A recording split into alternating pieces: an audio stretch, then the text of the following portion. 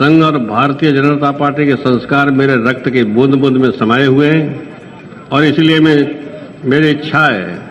कि जीवन भर भाजपा में रहूं और जीवन का जब अंत होने को हो तो मेरा शव भी भारतीय जनता पार्टी के झंडे में लिपट कर जाए।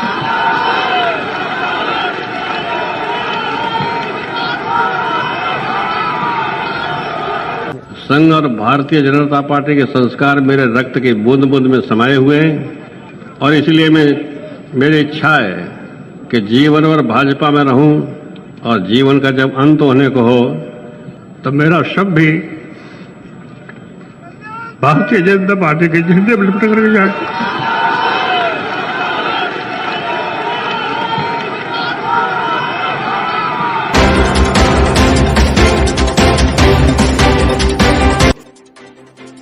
श्री राम जन्मभूमि आंदोलन के महाप्रणेता और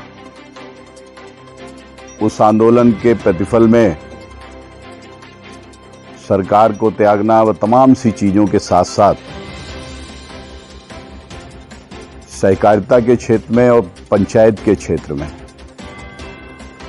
जो काम मुख्यमंत्री रहते उन्होंने किया है वह आज उत्तर प्रदेश के इतिहास में एक उदाहरण है।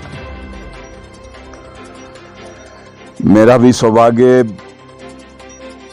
कई माननीय मुख्यमंत्री, पूर्व मुख्यमंत्री जैसे आदरणीय राजनाथ सिंह, आदरणीय कल्याण सिंह जी, गुप्ता जी विपक्ष की भूमिका में थे, लेकिन विपक्ष के लोगों को भी जो सम्मान स्नेह आप लोगों से मिला वह मैं समझता हूं कि और किन्हीं परिस्थितियों में दुर्लभ हो जाता है। हम जब भारतीय जनता पार्टी में 2015 में शामिल हुए और शामिल होने के बाद 17 से पूर्व जब टिकट का मामला चल रहा था तब बाबूजी उस समय राज्यपाल, महामहिम राज्यपाल राजस्थान थे। हम लोग मिलने गए तो उनको इतनी पुरानी बातें याद थी और उन्होंने मेरे लिए, ये उनकी स्पष्टवादिता मैंने देखी, उन्होंने मुझसे कहा अगर मुझे लगता कि कहीं कुछ गड़बड़ है तो मैं आपको मना कर दे।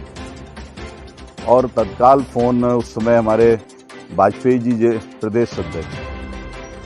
उनको स्पष्ट रूप से हमारे सामने, बाद में भी कह सकते थे लेकिन स्पष्ट रूप से कहा कि अगर गोला विधानसभा में सीट जिताना चाहते हो तो जो हम कह रहे हैं वो करो, बाकी आपकी इच्छा। मतलब ये शब्द मेरे सामने, मेरे साथ लखीमपुर के और भी कई लोग थे, उनके समक्ष, और फिर मैं इतना प्रभावित हुआ कि मैं उनसे 2 बार और राज्यपाल, मतलब चुनाव जीतने के बाद भी मैं राजस्थान गया और उनका आशीर्वाद लिया। तो जो स्पष्टवादिता जो बहुत कम राजनीतिक व्यक्तियों में होती है और तत्काल काम करने, जो निर्णय राजनीति में लिया जाता है कभी कभी गलत भी होता है, लेकिन जो निर्णय ले लिया फिर उस पर अडिग रहना, यही उनका कृतित्व था जो हम लोगों का अनुसरण का, हम लोगों का मार्गदर्शन करता है। तो ऐसे आज जननायक को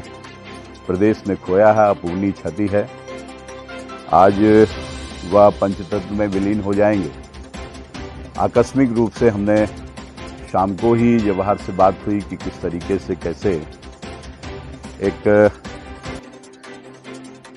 तत्काल रूप से श्रद्धांजलि सभा, शोक सभा हम लोग मिलकर आयोजित कर लें और उसके बाद में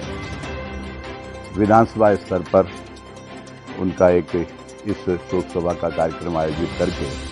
उनको हम लोग पुनः श्रद्धांजलि अर्पित करेंगे। और श्रद्धांजलि तो